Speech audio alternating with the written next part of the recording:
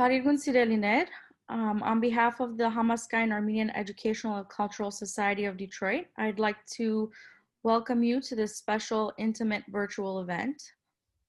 Those who are familiar with Hamazkayin, you know that we usually host such events in person, but obviously during the pandemic, we have to resort to things like Zoom, though we're lucky to have such outlets to do so. Because it's very important that we still continue our cultural work. We're happy to have the filmmakers here with us today, Stephanie AYANIan from the film What Will Become of Us, as well as LILIT and Jared White from the film 100 Years from Home. Welcome, and thank you for joining us. So tonight they'll talk about the making of the films and have a question and answer with you all if you have any questions.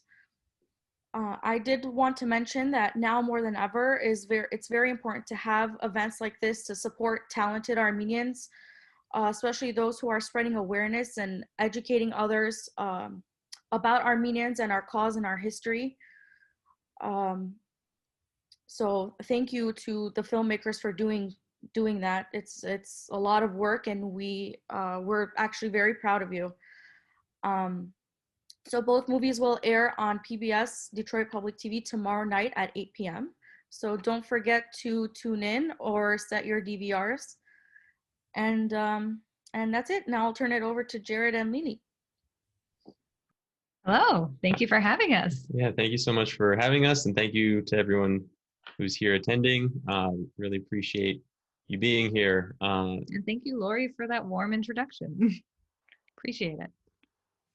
So we made the film 100 Years from Home.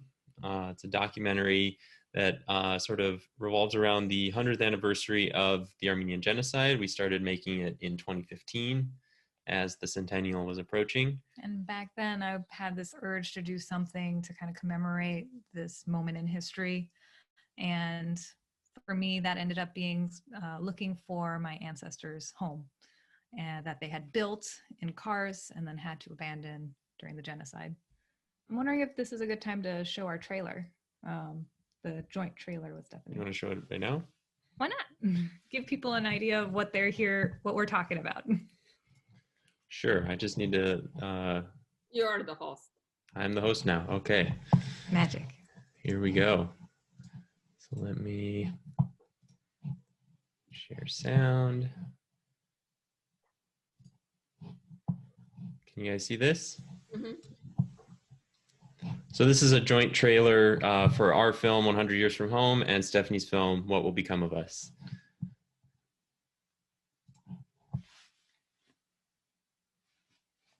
This is the house. This is not just a piece of paper. Yeah.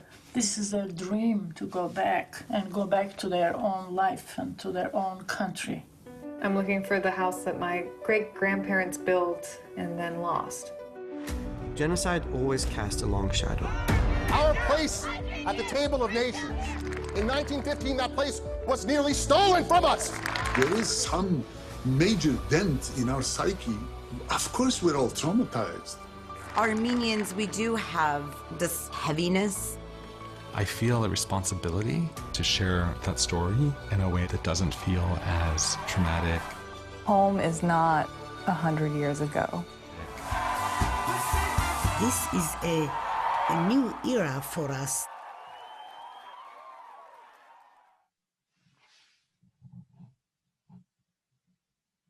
So yeah, as you can see, Detroit Public Television is going to be kind enough to share both of our documentaries in a back-to-back Armenian documentary double feature. So we're very excited to be part of that screening in your area. Definitely. And yeah, so it all kind of started with, as the 100th anniversary of the genocide was approaching, LILIT had this blueprint of this house that her great-grandparents had built in Kars, which used to be Western Armenia, now is part of Turkey.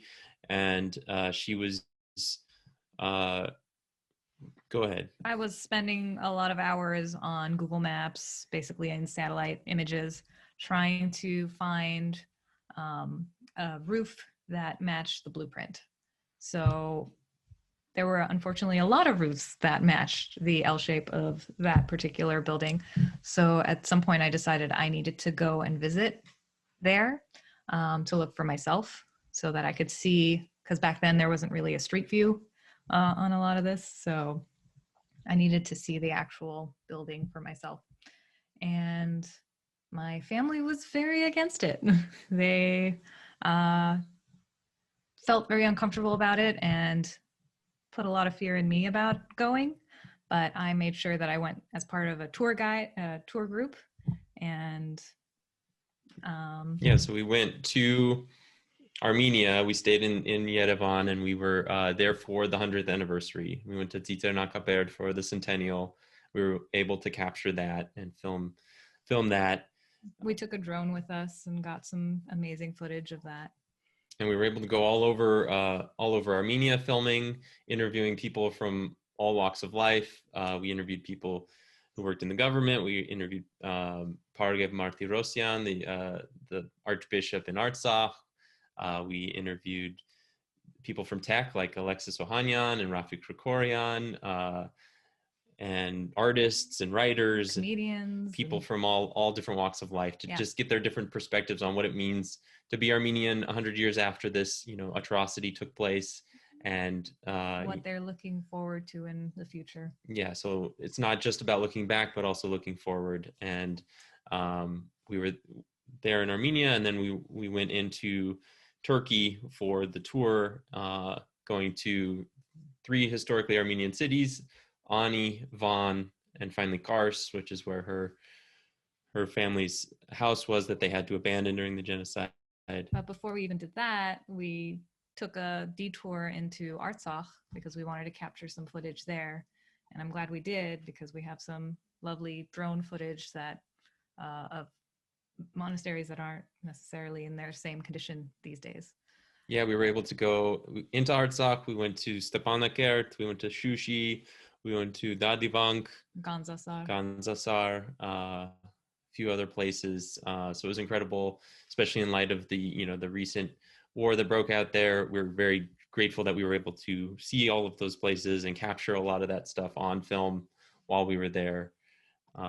And should we talk about the visa real quick and then open it up for questions? Sure. So we ran into, as we were going to enter. Well, first, when we went to Artsakh, my husband likes to get stamps wherever he travels. In my passport. I like to collect all the places that I go. So we went to Artsakh and insisted. I asked for a stamp. They don't usually give them in passports, I guess. And so there's a reason.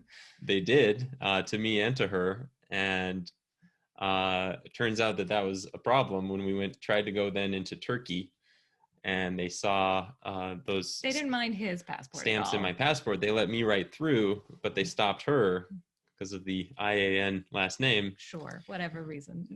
And just a few questions held me behind for maybe 30 minutes. Just what is this place? Where is this? Where did you get this? What is, kind of playing dumb about the territory? I was just sightseeing, So, I made sure not to have any cameras on me, any footage, anything. That was all on Jared, and he'd gotten through, so I wasn't worried. So, but it was definitely, she was already nervous going into Turkey, and that definitely didn't help. No. Yeah. So that's a little kind of overview of the film. And the process. Yeah, so I'm wondering if we should open this up for Q&A or hand it over. Yeah, I think hand it over to Stephanie. Okay. Thanks, everybody. And Hamazkayin Detroit, thank you so much for having us tonight. My sister-in-law is very involved with the Hamazkayin group here. I'm in the Philadelphia region.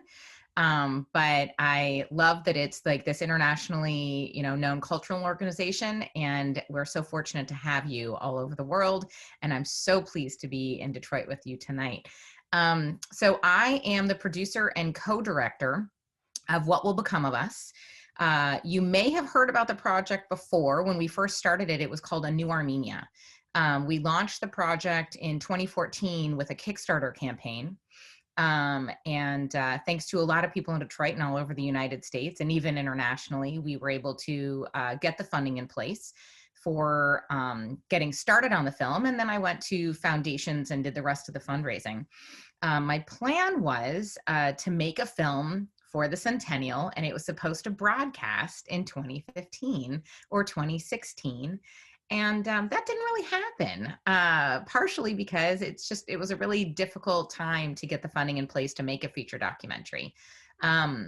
My background is that I used to work at a PBS station. And so in my experience there and my experience making films for the last, gosh, I haven't even counted. Am I at like 20 some years now? I understood kind of how to get a film out onto PBS and how to get it out onto stations across the country because of my experience working at the station. And so in 2014, on April 24th, I was sitting in my living room with my husband. And I said, I wonder if anyone's doing anything for the centennial. And so I mentioned it to my filmmaking partners. We have a small business called Story Shop Films. And I said, would you guys be interested in working on a film if there's room for one? And they said, yeah, look into it, see if anyone else is doing anything. So I called different cultural organizations. I called priests. I talked to anyone who might be in the know about what was being made. And at the time, there weren't a lot of films being made that people knew about. And the ones that were being made that people knew about was like The Promise, right? And it was centered on the genocide. And there were a couple of other films that they knew about that were being centered on the genocide. And so when I spoke to some scholars, scholar Ani Bakalyan in New York, she explicitly said, why don't you do something that's a little bit different? Something about, the survivors 100 years later. And so I, took that idea and started developing it with my non-Armenian filmmaking friends. My co-director is Joseph Myers. He is a Jewish American. Our editor is Greg Feinberg, who's a Jewish American. One of the other partners at Story Shop who worked with us is Tom Kiter, who I just say he's a nice white Lutheran man. And our writer is Mary McDermott, who is a lapsed Catholic. So we had a very eclectic group of people working with us. And I started, reading Armenian newspapers and looking on websites and looking on people's Facebook pages and talking to people's cousins' cousins and things like that to see who had stories across the United States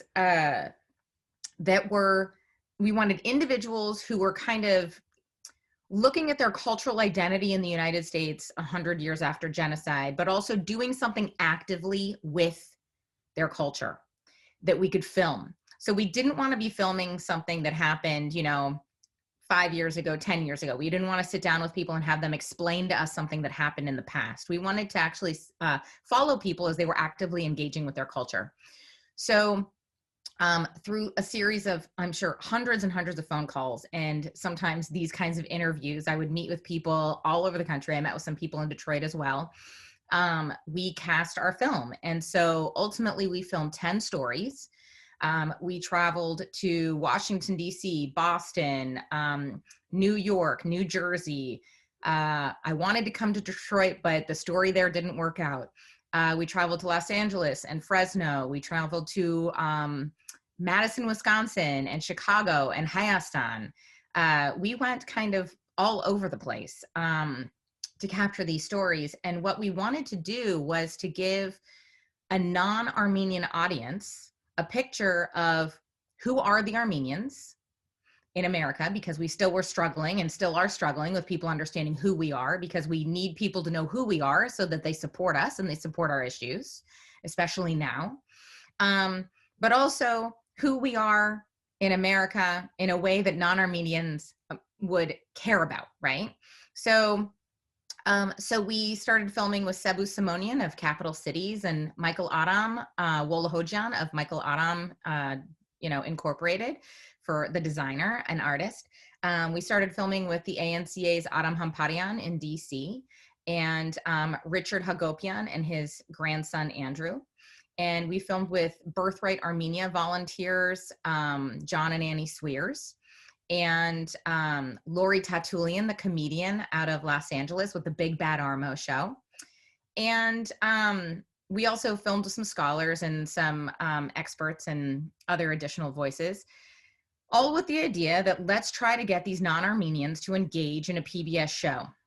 And ultimately, we finished the film last year, and it started broadcasting on PBS stations. Actually, Detroit, you guys were our premiere everywhere. In March of this past year, you guys had our first broadcast. And I know that some of you guys watched that. So thank you for watching that initial broadcast. So Detroit Public Television is actually the station representing our film. Our relationship with them is coming to an end now, and we're going to represent our own film, but they were the ones who helped us kind of get it out initially, which was great. We chose Detroit because you guys have a really strong Armenian population. And as much as we wanted to film a story there and unfortunately couldn't, I knew that that would be a really good station for us to work with. So that's kind of where the stories came from. And we intertwined the stories together to try to tell the best narrative. We ended up with a 90-minute film with other stories included. We actually filmed with additional people that didn't make it in to the film that you'll be watching tomorrow night. So Jared and LILIT's film, 100 Years from Home's on at 8 o'clock, and my film, What Will Become of Us, is on at 9:30. And it's actually part of a pledge event, which means that the PBS station will pause the film and ask donors to, consider making a contribution to their PBS station. What I tell people is that if you feel like you're going to support your PBS station, please do it when our films are playing, because it sends your station a message that Armenian stories matter. And whenever Armenian stories are offered to them in the future, they'll play them because they'll know that you care about it. And so every time we kind of come up for a possibility in a city, we want cities to care about our stories. And the reason that we want them to play is not just because we know Armenians are going to watch our films, but because we want the non-Armenians to watch our films as well. So why don't I hand it back to Hamazkayin, and you guys can let us know where you want to go from here.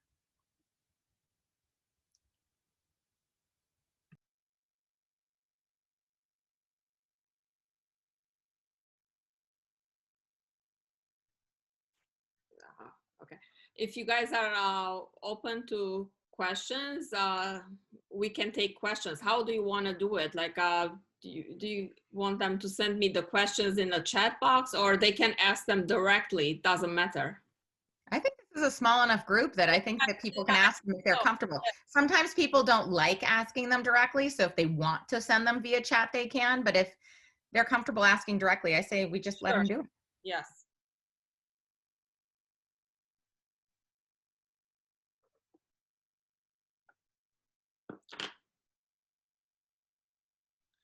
Okay, since nobody's asking question yet, I'll go ahead. My question was to LILIT and Jared first. How did you feel when you were visiting Western Armenia that's like totally occupied? And then how do you feel right now seeing Artsakh being occupied? Because at the time you went, it was free and independent, and now it's been through hell. And how does that make you feel? I mean, I was very uncomfortable going into Western Armenia. And it just, the whole time I was there, I was speaking English. I made sure no one addressed me directly in Armenian because I didn't want to be found out as Armenian by any Turks there. I didn't know how I would respond or how they would respond to me being there.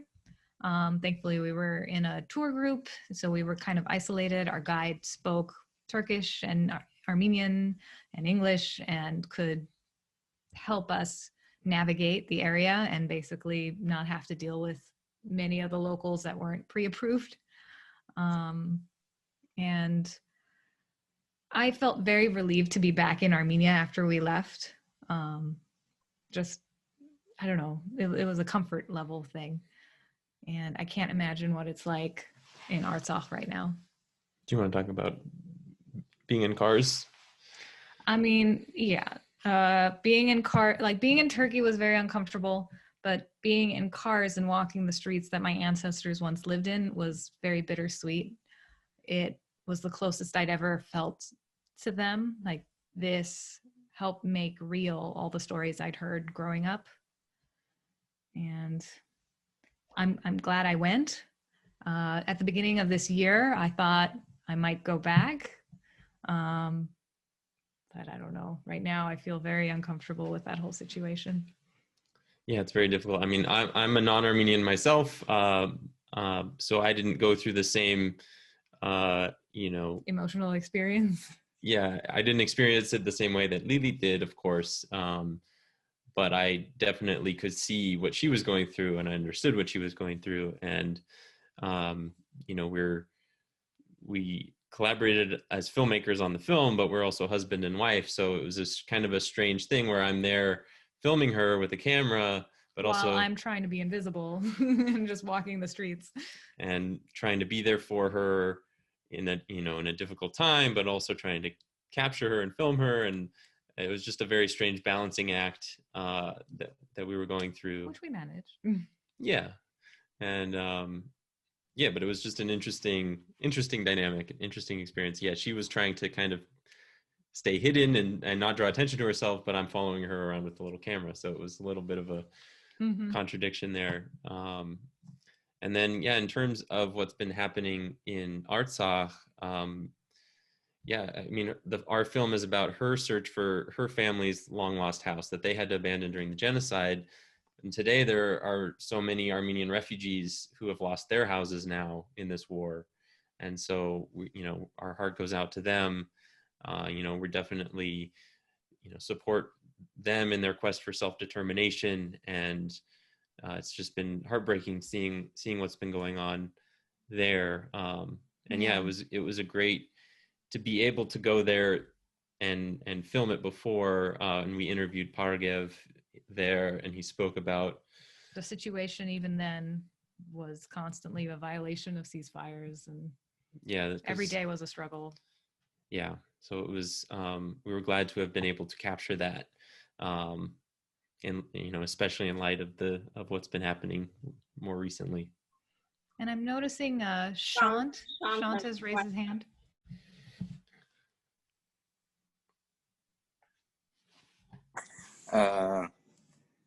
It's okay, Stephanie, you passed by Detroit, skipped it, but it's okay. Next time, we expect in Detroit too.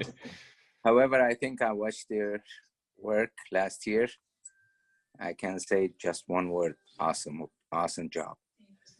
Thank you. Even though Detroit wasn't there, I'm going to keep hitting on that part. My question for Mr. Whiteyan, is it okay to call you Mr. Whiteyan today? Spidakyan would also work. Because you passed us, you hit two territories, Artsakh and Western Armenia, which I dream to see them. My question is, why you visited Kantasar and what you got from Kantasar Monastery? What you got from that? It was beautiful. It was like, I think our first stop when we came into Artsakh. Yeah. We were, people were just kind of recommending places for us to go. The beauty of the filming process was when we were there, we would interview a person, and after we were done, they'd be like, you know what? You need to go here next. You need to talk to this person next. Yeah, so it was this really great organic experience of like unraveling the Armenian atmosphere. And we would talk to one person and they would tell us to talk to this person or go to this place, and we would learn. I mean, I learned so much in the process of making the film about the history, the geography, the so many monasteries. Yes, you can name them all. I remember half of them. Kantasar was beautiful. I don't know how much of it ended up in the film. There's maybe a little shot there was like a drone shot of me standing there. We also had a longer cut, like Stephanie did, a 90-minute version of the film that played in festivals, and we had to cut some things out for the hour-long version that's going to be on PBS tomorrow. But I think it's stronger. It's more concise. But it's beautiful. I mean, I was struck by we got the chance to see so many different monasteries, and they're just beautiful, and they're always in some interesting location. Yeah, this one on top of a mountain, but there are others in forests. There are ones on cliffs. There are ones in caves. Like, you name it, we've built it. Yeah, but yeah, it was beautiful. I'm glad we got the chance to see it.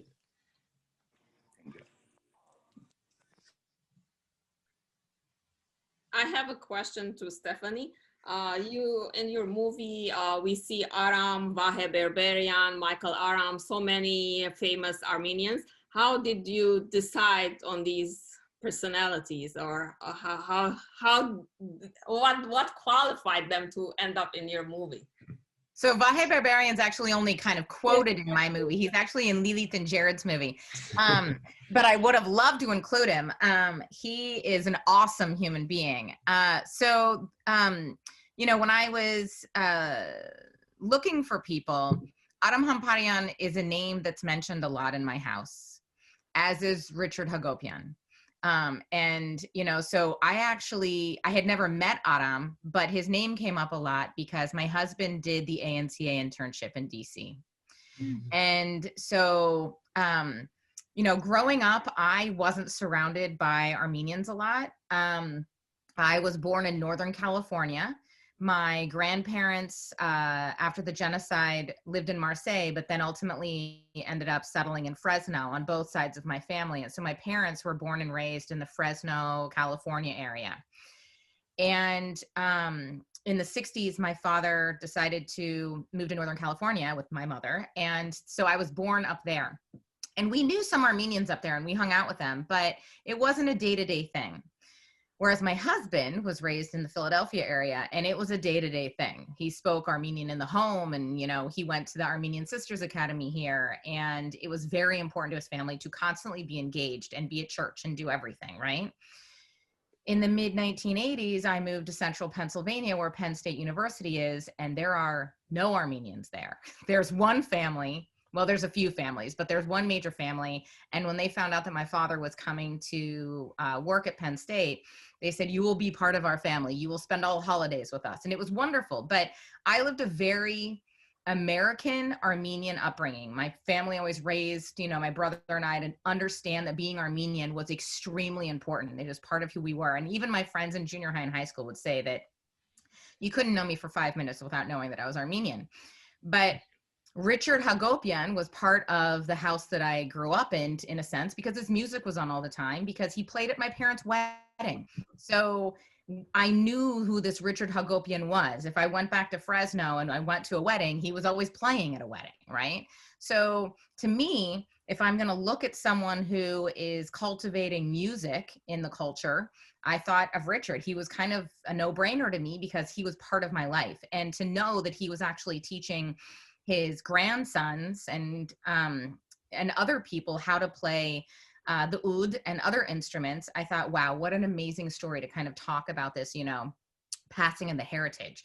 So that's how I found him. And then with Aram Hamparian, you know, my husband, like I said, lived this very kind of, you know, traditionally Armenian life where he was constantly taking part in the culture in the Philadelphia region. And then, of course, did the ANCA internship. So I had heard about Aram. And when I was looking for stories, you know, he came up very quickly as a possible, you know, person to talk to. And we talked to the Armenian Assembly, we talked to AGBU, we talked to everybody, and we said, you know, give us suggestions for people to consider. And so we had long lists and we had lots of phone calls. And ultimately what we continued to do was we were looking for people who were like physically engaging with culture in some way. And I had heard that Aram was going to look at the Orphan Rug exhibit in DC. And I thought, this is an important exhibit because something might change with the language that the US government uses based on how this rug is actually displayed. And so we actually drove overnight to get there, my crew and I asked Aram, I said, listen, the exhibit opens, I think at like 7. Will you meet us in your office at like, I can't remember if it was like 4 or 5 o'clock in the morning, some insane hour. Okay. And Aram's like, of course. So, so Aram met us. This was the first time I think I had probably ever met him. I don't remember if I had met him anywhere else before that. And we show up at his office and he looks perfect because, he's Adam. And so we started filming with him very early in the morning. And then we followed him to the orphan rug exhibit. And that was the first time we really filmed with him. And with Michael Adam, I know that you asked about him. I'm not going to lie. I'm just going to say this. So whoever's here, you get to hear it. And whoever watches this later on YouTube or wherever this is posted, I originally called Michael to ask him for money for the film.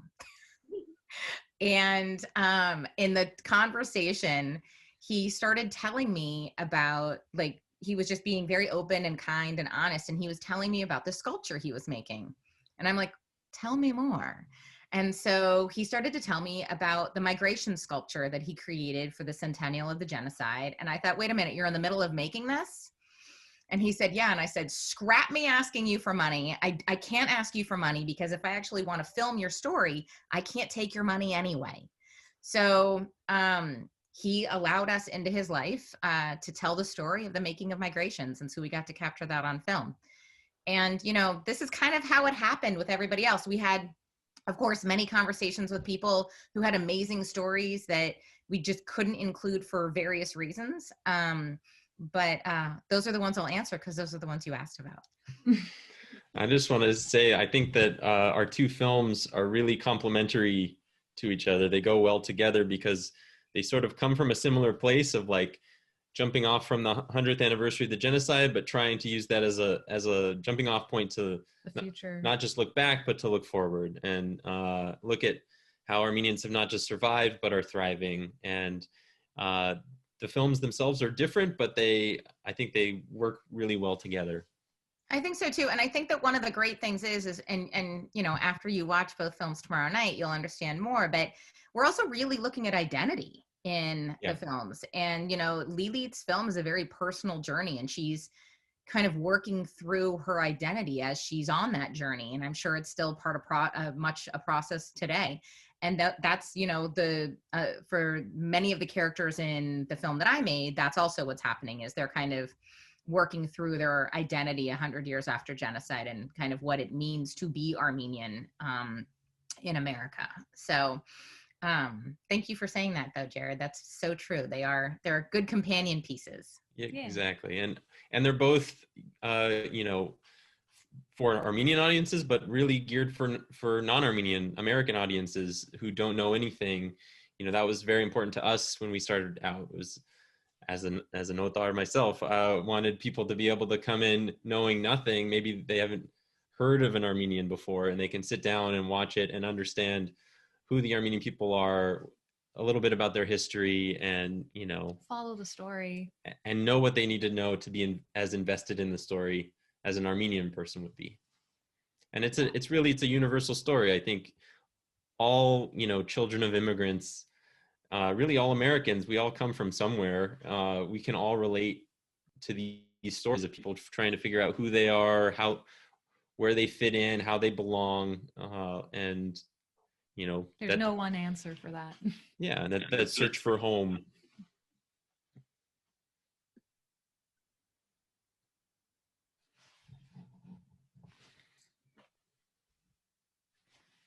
Any other questions?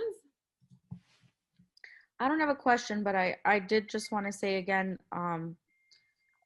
thank you so much for taking on such big projects and really, like you just said, Jared, like spreading awareness to non-Armenians. I mean, it's on an American channel across the country. I know you premiere on different channels at different times.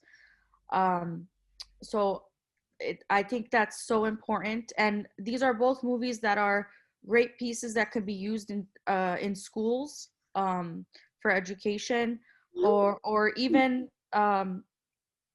I don't know, just seminars, anything to educate. We can only tell Armenians so many times about our own stories, but telling others, non-Armenians, or even people that can relate to us with similar stories is just so important. And we're seeing that now in the world, when people aren't standing up with us a lot of times because they just don't know. They don't know where we come from. They don't understand our pain. But once they learn our stories, it's very easy to win them over. And so again, thank you so much.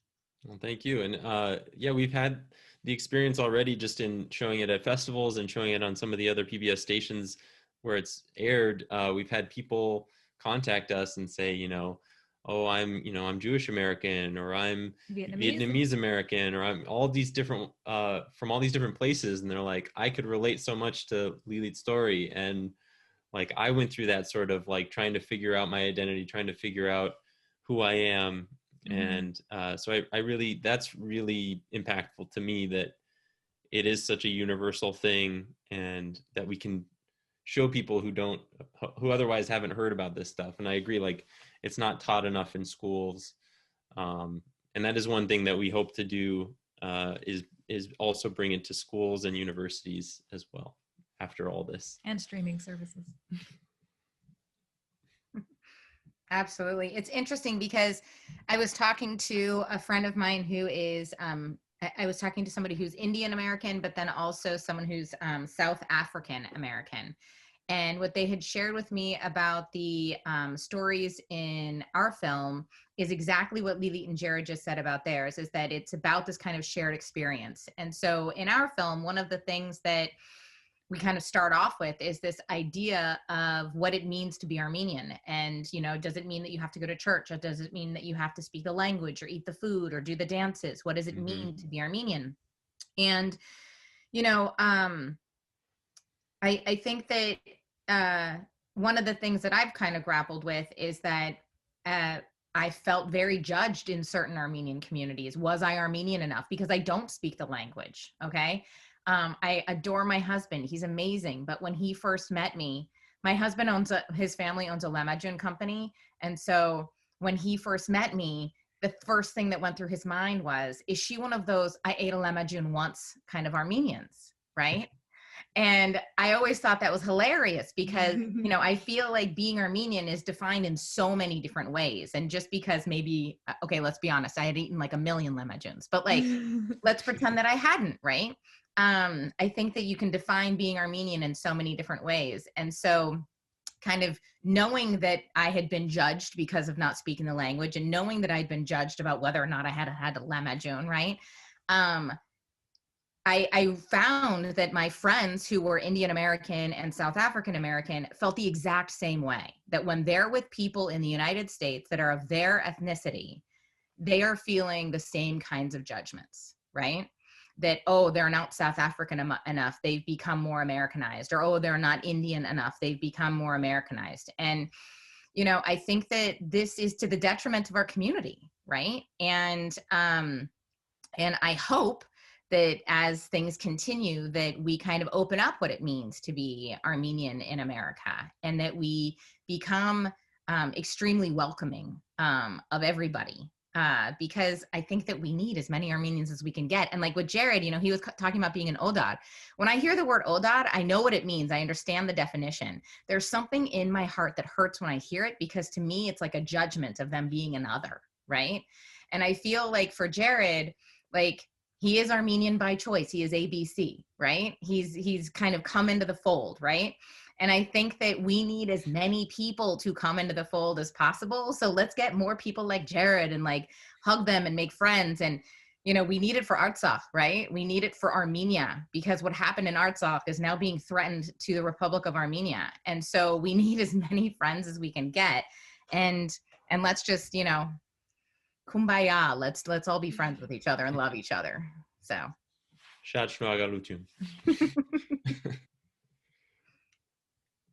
yeah, and I think you know, LILIT went through that not feeling Armenian enough.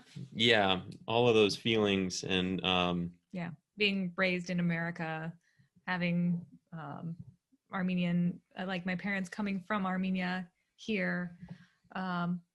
But even in Armenia, they were kind of ostracized to a degree, because my dad's side of the family came from Greece and my mom's side of the family came from Russia. So repatriating to Armenia and not always feeling like you're Armenian enough, and then coming to America and not feeling like you're Armenian enough. So yeah. But then at the same time, I feel like the process of making this film kind of connected you more with your Armenianness. and helped you see that there is no such thing as like the perfect Armenian, that nobody checks all those boxes. Even the people we think are the perfect Armenians don't hit all of the boxes.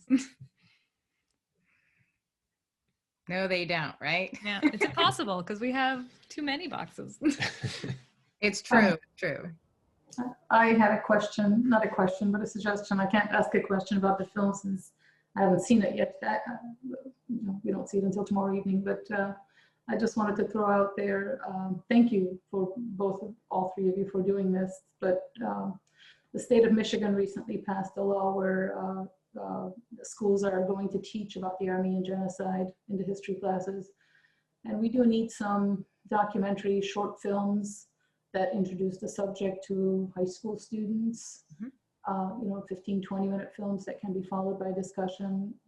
Is there any thoughts going on about creating such a film geared for the schools on either one of you? I will say we initially, when we first started this project, we thought, well, let's make a 20-minute documentary. Let's just make a quick 20-minute documentary, And similar to Stephanie, it was like, oh, we'll have it ready in 6 months or a year. Yeah, it'll be great. And it'll be about other Armenians and it'll be about the future. It won't be focused on just the genocide. But we quickly learned the documentaries take a lot longer than you think.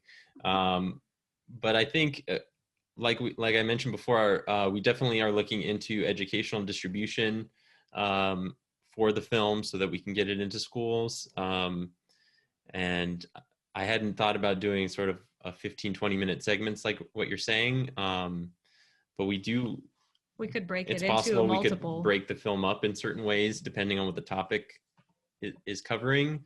And we actually have more, like I said, we have a 90-minute version of the film. And actually the DVD has bonus features in it. Yeah, the DVD, which is also going to be available during the pledge drive, has bonus features on it with a lot of those scenes we cut out from the 90-minute version. And they're sort of categorized as like, here's a little section about the Armenian language, and here's a section about religion. And here's a section about culture. Yeah. Here's some drone footage. Those are more like 5 to 8 minutes, I think. Sure, probably. So I wonder if something like that could work, but we're definitely open to it. I'm guessing Stephanie too.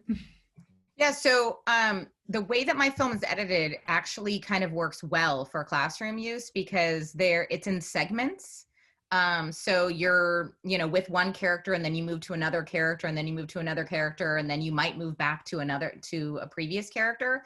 And so if it was something that a teacher wanted to engage their class over multiple days, they could do something where you show a little bit and then a little bit and a little bit. I do also have a short film that is solely about the making of the migration sculpture by Michael Adam. That actually came out probably 3 or 4 years ago. Oh, wait, no. It was probably during the centennial. It was during the centennial because it was made for the 100 Years project, the Aurora Prize. So that's something that has been used in classrooms and can be used in classrooms. I would also encourage teachers in Michigan to, there's 2 different educational initiatives. The Genocide Education Project is one of them. And then the other one is slipping my tongue right now. But I can think about it while Jared and LILIT talk about something else. Let me actually take a search for it because this might be helpful for you guys to know about. Yeah, I mean, it's wonderful to hear that Michigan is now incorporating that into their lessons at school. That's very, very important. Mm-hmm. That's one of the big reasons we wanted to make this film was to raise awareness to, I think that,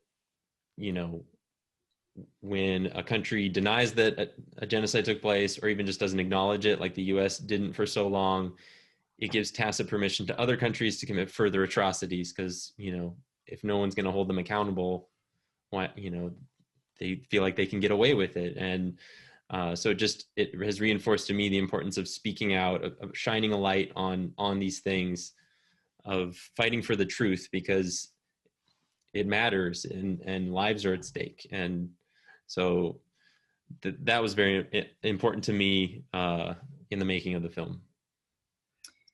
So I just found that the other name, so there's 2 places that teachers can look for resources and work with these organizations for resources for teaching in the classroom.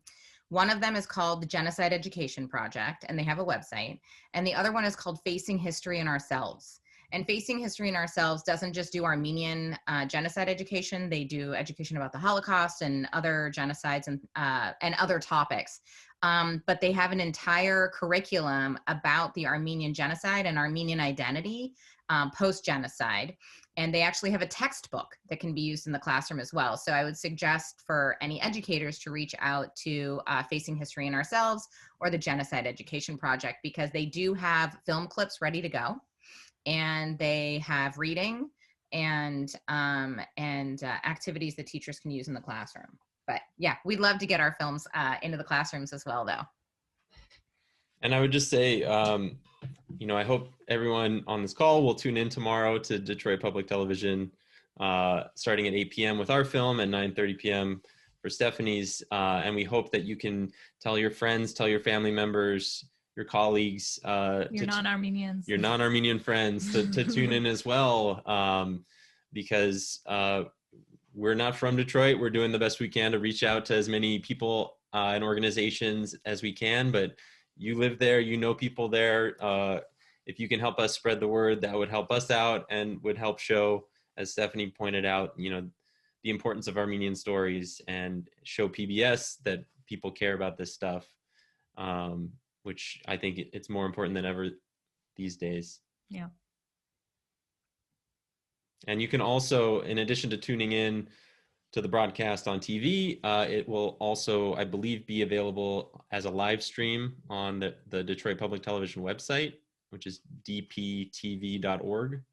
So if there's anyone who doesn't have a TV, cut the cord, or doesn't have access to regular television, they can access it as well. Any other questions?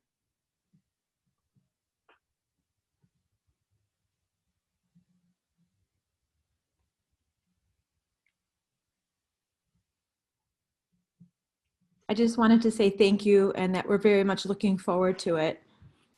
Thank you so much. Thank you for you. speaking up. Thank you.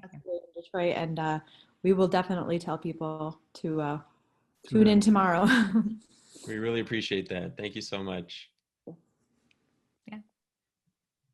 And then you can reach us on Facebook or Instagram if you want to like talk about your experience watching the film. Yeah, we're around. We would love to hear from you. It's just 100 Years from Home. If you can find us on Facebook and Instagram, contact us through those pages. Follow us on those pages to keep up with Like to where date we're with going next. where we're available, and what will become of us is also. Yeah. You want to put your plug in, Stephanie? We're actually What Will Become of Us film at. We have to be with film on the end of ours on Facebook and Instagram because the other one was taken by someone else. So you can find us at whatwillbecomeofus.com or What Will Become of Us film for Facebook or Instagram. But yeah, it would be great for you guys to share if you have any thoughts after you see the broadcast or during the broadcast, if you have things that you want to share. You know, we always love hearing from our audiences, and it's great when you talk about things that lets your friends and family and community members in other cities know about our projects, so that hopefully we can help get the films on their PBS stations. Mm-hmm.